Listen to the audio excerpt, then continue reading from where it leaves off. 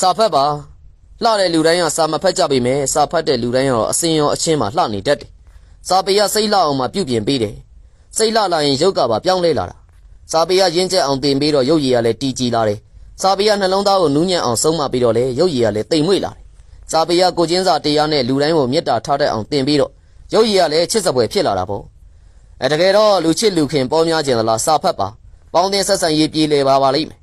လူထင်ကြီးဖို့လားဝေကောင်းစားလာတွေဝစ်ပြမနေနဲ့စာဖတ်ပြီးတော့ကိုယ်တန်မို့ကိုမြင့်တင်လိုက်ပါအလိုလိုအထင်ကြီးလေးစားလာလိမ့်မယ်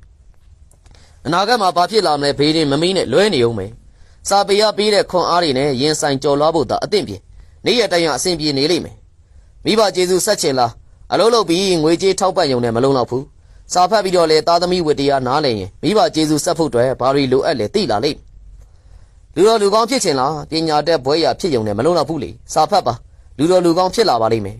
စာဖတ်လို့စုပ်ယုပ်သွားတယ်ဆိုတာဘယ်တော့မှလည်းမရှိခဲ့ဘူးလေ